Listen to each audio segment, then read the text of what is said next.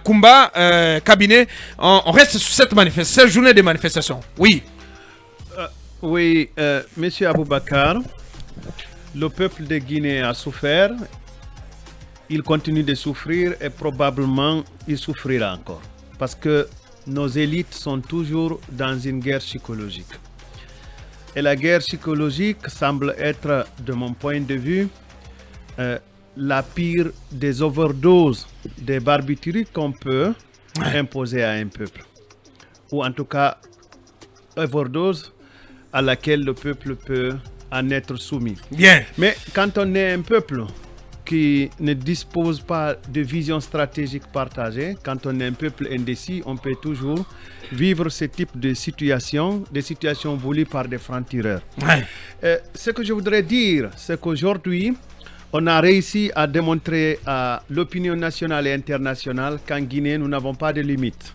Nous n'avons pas quelqu'un qui puisse s'élever et dire la vérité à toutes les parties et que ces partis soient obligés, ne serait-ce que du point de vue traditionnel et social, de s'arrêter et d'en faire mienne la position de cet obstacle social que nous avons choisi de commun accord. Ceci est très regrettable. Il est regrettable que Mamadi Doumbouya, hier connu pour un sauveur, soit aujourd'hui présenté à l'opinion publique nationale et internationale comme étant un bourreau, ou en tout cas quelqu'un qui ne souhaite pas écouter l'autre parti qui s'oppose à lui. Cependant, il aurait mieux gagné, lui d'abord, parce que le conflit est une source d'information, le conflit est une source de réorganisation, le conflit est une source de dialogue, et ce dialogue-là pouvait encore davantage le grandir, et c'est mon opinion. Bien. Du côté du FNDC, c'est quand même très difficile de réussir quand on a plusieurs forces contre soi. Cependant, on peut capitaliser le symbole. Aujourd'hui, il était question que le FNDC mobilise des citoyens dans les rues de Conakry, ou en tout cas sur l'itinéraire bien précis. Je n'étais pas très sûr que ça allait se passer sans accrochage et que ça allait réussir sans problème. Cependant, c'est la guerre psychologique qu'on nous a c'est le message qui est important, le signal qui est donné. Au lieu d'avoir une marche, on a une situation de ville morte. Et dans une situation de ce type, nous perdons notre crédibilité vis-à-vis de l'opinion nationale et internationale. Nous perdons en capacité de collecte de revenus parce que les activités économiques sont ralenties. Nous perdons notre, si vous voulez, capacité de stabilité politique, de stabilité interne, parce que vous allez reprendre la route peut-être dans quelques heures, la peur au ventre, peut-être que cette précipitation et cette peur vous conduirait à ne pas respecter même les codes de la route ou les feux de signalisation, et j'en passe. Tout peut arriver. Et j'en passe, et c'est surtout une source de tension entre des potentiels collaborateurs qui devaient dialoguer pour le bonheur du pays. Dommage. Ni le FNDC, ni l'État guinéen, de mon point de vue, ni la classe dirigeante n'en sortirait, si vous voulez, gagnante de ce conflit-là. Par contre, il y a un perdant. C'est le peuple déjà désigné, c'est le peuple. Rappelez-vous de l'équation que j'avais posée l'autre fois ici, c'est que dans ce conflit, il devrait y avoir un gagnant et un perdant, il devrait y avoir des gagnants et il devrait y avoir des perdants. Donc aujourd'hui, je pense que de mon point de vue, et ce point de vue qui va certainement polluer l'opinion, c'est un point de vue qui me présente des perdants en face. Allez, on va retourner sur le terrain. Peut-être qu'on va prolonger Talibé jusqu'à midi. Je ne sais pas comment ça va être pris par l'équipe de Dantégué, parce qu'il faut rester focus sur la marche, la décision sera prise par le directeur de la radio. Allez, nous retournons sur le terrain pour entendre, pour faire le point de la situation avec Amadou Diallo qui est sur Symphonia Cimenterie. Amadou, dites-nous, la situation a-t-elle évolué sur place ou pas? Alors, la situation vient d'évoluer parce qu'il y a des accrochages en ce moment même entre des partisans du FNDC et les forces de l'ordre qui veulent les empêcher de manifester au niveau du secteur Selo-Ouré, à quelques 300 mètres de la cimenterie, en allant, bien sûr, dans la commune de Dubreka. Plusieurs jeunes donc sont descendus dans la rue pour répondre à l'appel, me disait tout à l'heure un jeune, à manifester du Front National pour la défense de la Constitution. Ils viennent diriger des barricades sur la route et empêchant la circulation dans la zone. Mais les forces de l'ordre qui arpentent les rues sont rapidement intervenues pour les disperser à coups de gaz lacrymogène, ce qui ne semble pas cependant entamer la détermination des manifestants qui répliquent dans d'autres secteurs parce que je vois à la tête des jeunes qui sont encore mobilisés à ce niveau. La route est actuellement barricadée. Ils sont déterminés cependant à répliquer avec des jets de pierre. Actuellement, les deux camps s'affrontent dans la zone où les activités sont partiellement paralysées parce que même les deux stations qui fonctionnaient viennent juste de fermer. Ouais. Les travailleurs ont quitté les lieux il y a juste 4 minutes. Donc les activités paralysées, les boutiques situées au bord de la route qui fonctionnaient, qui étaient ouvertes, sont fermées il y a juste 3 minutes, mais certaines stations de service fonctionnent au niveau juste de la cimenterie où je suis entre 4 pick-up. Pour l'instant, on constate le déploiement d'un important dispositif sécuritaire dans la zone qui est venu renforcer les autres qui étaient déjà sur le terrain. Ce qui est sûr, c'est des pick-up de la police et de la gendarmerie. Je n'ai pas vu de béret rouge. Pour l'instant, ils ne sont pas visibles au niveau de plusieurs endroits. Ils arpentent les rues. Si vous pratiquez cette route, venez bifurquer à partir de la cimenterie. Vous pouvez partir sur la route nationale, mais attention, pas au niveau de la P7, parce que là, il y a affrontement entre les deux camps. Bien, voilà qui est bien dit, hein, ce récit en direct de Symphonia Cimenterie avec notre reporter Amadou Diallo. Grand merci à toi Amadou Diallo. Dans un instant, nous prendrons la direction de l'axe Le Prince, la route Le Prince avec Amadou Touré que nous allons joindre. Ce message qui tombe, confrontation entre gendarmes et jeunes au pont rail de Kobaya, je ne sais pas, c'est Keta qui nous envoie ce message. Et notre confrère aussi, Moussa Sekou, qui a été victime d'agression hier, quand il rentrait du côté de Koza. Tout cela est illustratif de la tension en lien avec cette journée de manifestation talibé. Oui, ce sont des scènes qui sont récurrentes depuis hier et qui vont malheureusement se poursuivre aujourd'hui parce que ce dont il est question à Boubacar, c'est que ce pays, vous allez me trouver désagréable, à désespérer. Pendant 11 ans, on a vu un duel sans merci, sans répit, entre, en tout cas, ce qu'on pourrait appeler une génération entière. C'est-à-dire, vous avez un président, le président Alpha Condé, opposant historique, qui est aux affaires et qui a en face plusieurs anciens premiers ministres, c'est le Dalel Sidia Touré. Donc, les aînés n'ont jamais réussi concrètement à s'entendre et à faire en sorte que la paix et la quiétude règnent dans ce pays et que nous nous tournions tous entièrement vers les défis de développement et de prospérité qui interpellent ce pays. Donc pendant 11 ans, cette génération d'anciens premiers ministres et d'opposants des premières heures démocratiques de ce pays n'ont pas pu s'entendre. Aujourd'hui, on a en face à Boubacar des jeunes, on va relativiser, la génération du président Mamadi Doumbouya qui a dans son entourage en majorité des gens, en tout cas, Aboubacar, je ne sais pas si je peux continuer. Oui, allez-y. En tout cas, vous avez en face des gens plus jeunes que la génération de Selou et de Sidia et donc le colonel Mamadi Doumbouya, malheureusement, dont on peut penser qu'on est en train de lui refiler les recettes du règne d'Alpha Condé. C'est-à-dire, moi, je pense à un type de discours qu'on peut tenir au colonel. Alpha Condé a tenu 11 ans. Il est resté au pouvoir. Avec 700 manifestations. Avec 700 manifestations. Il n'a pas cédé. Il est resté au pouvoir. Pourquoi toi tu céderais alors que c'est toi qui as aidé cette vieille garde politique à se débarrasser de Alpha Condé le 5 septembre 2021. Donc, il faut tenir bon, ne craindre aucune manifestation n'emportera le CNRD, n'emportera son Mais Talibé, Bien. c'est ça le Donc, problème. on va priorité au direct. C'est la même configuration, le FNDC, l'UF et l'UFDG qui ont combattu Priorité au direct. combattre Priorité encore. au direct. On est en train de travailler donc, sur l'idée de cette édition spéciale à partir de 13h, 15h sur Film FM. C'est en élaboration avec la direction des programmes. Pour l'heure, nous partons sur l'axe, la route, le Prince, plus précisément au rond-point Bamboli, c'est comment on appelle Bomboli. Bamboli, pour joindre Amadou Touré. Il est en direct. Bonjour Amadou. Bonjour Abakar, bonjour à tous les auditeurs. Bienvenue sur Film et dans Mirador. Quel est le constat sur la route Le Prince au moment où nous vous joignons? précisément à Bomboli, entre Bambeto Voilà, et Koza. ici, je précise que nous sommes ici à Bomboli, entre Bambeto et Koza.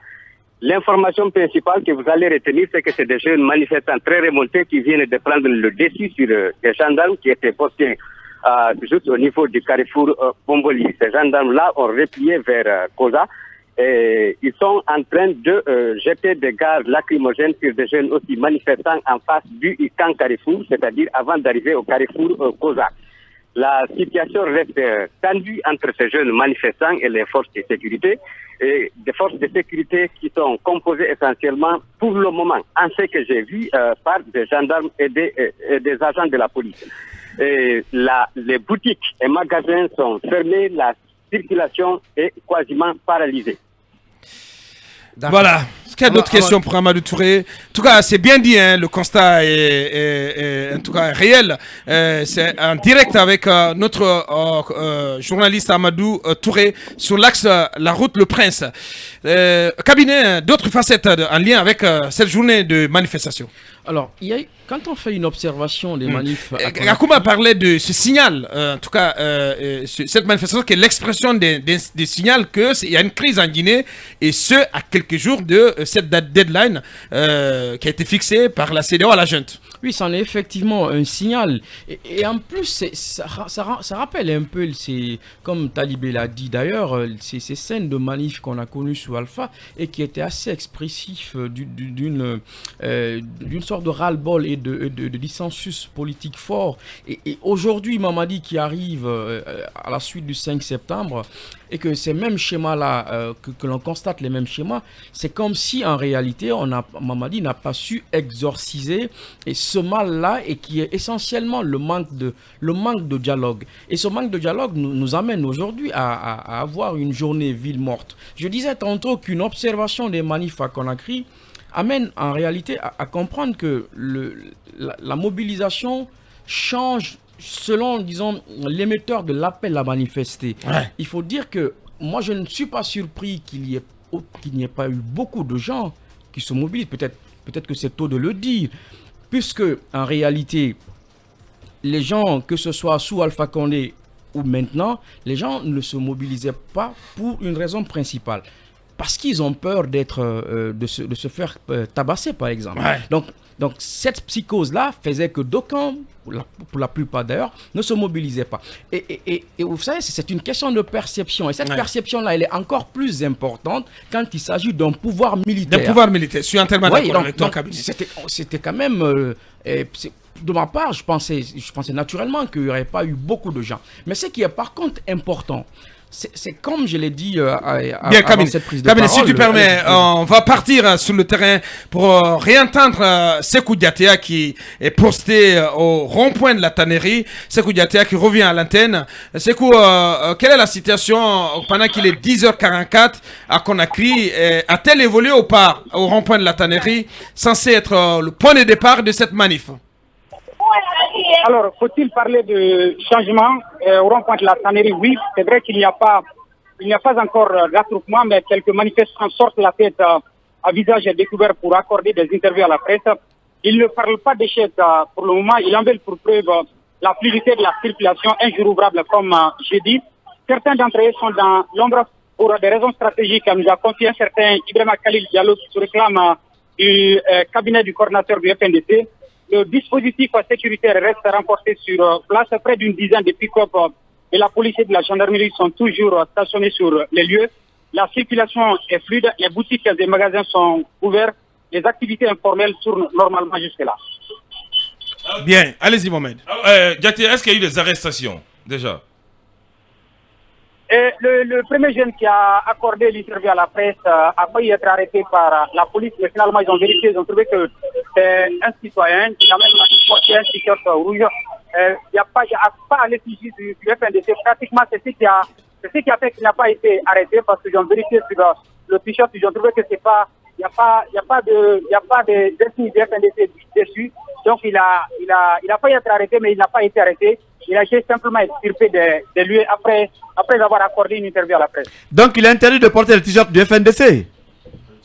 Bon, si vous le portez, souvent c'est vérifié et on voit si FNDC est dessus ou pas. Mais... En tout cas, c'est vérification. Pour le moment, il n'y a pas de problème. Personne n'a été arrêté pour le moment. Diaté, aucune ombre d'un militant du RPG qui arbore au moins un t-shirt blanc, libéré Kassori Fofana? Aucun militant aux abords de Limbaya? Difficile de voir les militants du FNDC, à plus forte raison ceux du RPG. Pour le moment, on n'en a pas vu sur terrain, mais c'est vrai qu'il y a quelques personnes qui viennent en citoyen libre, pas en t-shirt, qui sont prêts à manifester, mais il n'y a pas d'action pour eux. Bien dit, Sekou Diaté a posté du côté du rond-point de la tannerie. On touche carrément, pratiquement à la fin de cette émission. On ne reste plus que 2 minutes avant la fin de cette émission. Oui, je voudrais juste intervenir à la suite de Talibé. Abakar, on le dit souvent, les mêmes causes produisent les mêmes effets. Nous sommes en train de vivre les symptômes de la fin de règne d'Alpha Condé, au début même de cette transition. Et aujourd'hui, je me pose des questions. Où se trouve l'amour, l'entente, le dialogue que le colonel a promis aux Guinéens, qui étaient pratiquement les problèmes par rapport au régime Alpha. En moins d'1 an, le dialogue est rompu. L'amour qu'on doit faire à la Guinée est devenu un viol. Puisque je me demande... Non, oui, mais Abakar, est-ce que c'est de la mer à boire que des Guinéens s'asseyent autour de la table? Pour terminer, je voudrais dire au colonel que les mêmes causes produisent les mêmes effets. Aujourd'hui, ceux-là qui étaient autour de l'Alpha, qui ont conduit Alpha à l'échec, sont encore en train de rôder autour d'eux.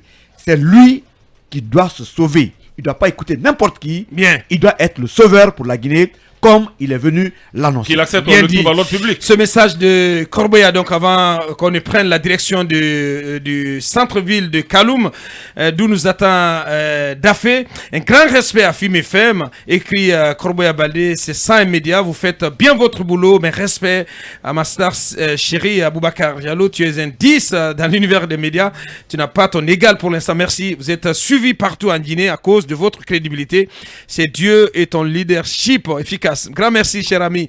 Dafé, en direct de Kaloum. Bonjour, Dafé. Bonjour, Abakar. Bonjour à tous. Bienvenue. Quel est le constat à Kaloum en ce jour de manif à l'appel du FNDC? Alors, le centre-ville reste quand même paralysé par l'annonce depuis hier nuit, l'annonce de manifestation du FNDC. Aujourd'hui, très tôt, nous nous sommes rendus ici. Au niveau du pont, le 8 novembre, on a vu 3 pick-up 2 en dessous du pont et un seul qui est posté sur le pont, mais qui ne fouille pas les gens comme on l'a connu des mois passés. Après, arrivé au niveau du centre-ville, au niveau notamment du marché Niger, il n'y a pas de pick-up qui soit garé ici. À partir de la présidence jusqu'au niveau du camp Makambo, on voit, en tout cas j'ai vu quand même 2 pick-up du BSP qui est en train de faire la ronde. Ils sont tous équipés des hommes qui sont bien armés quand même. Ouais. Mais à part ces 2, il n'y a pas quand même d'autres, à part un autre pick-up que j'ai vu, un pick-up là de la police qui passait, et j'ai vu une dame à l'intérieur. Ouais. Dafé, là, on est malheureusement bousculé par le temps. Ce qu'on retient avec vous, c'est que les activités semblent paralysées à Kaloum. Est-ce que vous confirmez? Les banques, les commerces sont-ils tous fermés? Qu'est-ce que vous avez vu? En tout cas, plusieurs boutiques sont quand même fermées. Le commerce reste paralysé. L'administration centrale elle-même fonctionne au ralenti, ouais. Donc la circulation est au ralenti également dans Kaloum. La circulation est fluide, il y a moins de véhicules, c'est seulement les motos qui passent. Et là même également, il y a moins de motos parce que le matin quand même, beaucoup de personnes venaient rallier leur département respectif. Mais j'ai conversé avec beaucoup d'entre eux qui disent avoir peur comment rentrer chez eux. Mais à partir de 10h déjà, il y en a qui commencent à quitter Kaloum. Merci à toi, Dafé, pour ce constat depuis Kaloum. La vérité, en tout cas selon ce reporter de film, c'est que les activités sont paralysées également à Kaloum. Ce qui est quand même quelque chose, un signal très fort. Hein. On a dit au début que l'enjeu de la journée était cette paralysie pratiquement obtenu, ça veut dire qu'il y a la crise en Guinée. Ouais. Aucune crise et je ne suis pas on peut déjà parler du succès de cette situation. On peut déjà parler du succès de la manif. La conclusion, c'est que au plan politique, je l'ai dit à l'entame, c'est un signal que le FNDC envoie à la CEDEAO parce qu'il est dit dans le rapport du médiateur qu'il va rendre compte des préoccupations des Guinéens au chef de l'État, enfin au chef d'État de la CEDEAO en prélude de la rencontre du 1er août. Donc politiquement, c'est le signal qui est envoyé. Économiquement, l'économie va prendre un coup, ne serait-ce que pour la journée d'aujourd'hui. Et je suis d'accord avec Talibé, le drame pour le pays, c'est que depuis les générations de gouvernants et de politiciens passés, on ne s'est jamais entendu sur les règles du jeu démocratique. La responsabilité plus imputable aux gouvernants qu'aux gouvernés, malheureusement. Bien, malheureusement, cabinet, je suis obligé de rendre l'antenne. Ça n'est terminé parce qu'on a déjà débordé de 2 minutes, 3 minutes carrément. Toutes nos excuses encore une fois à nos sponsors. Merci à vous tous, un peu partout où vous nous avez suivis sur nos plateformes numériques, mais aussi sur en bande FM en région. Grand merci à nos équipes en régie à la transmission. L'équipe de Dentegue va s'installer. Une édition spéciale en préparation pour 13h-15h sur Film FM pour être au cœur de cette manifestation. Merci à demain, quand il sera. Plutôt demain, ce sera avec Mamadouri. Au revoir. Vous Mirador, la grande messe de l'investigation journalistique, la plus grande tribune politique de la Guinée. Avec Aboubacar Diallo, Talibé Bari, Mamadou Ouri Diallo, Akoumba Diallo, Kabinet Fofana, Mohamed Kaba, Ibrahima Lincoln Souma, Mamadou Diambalde.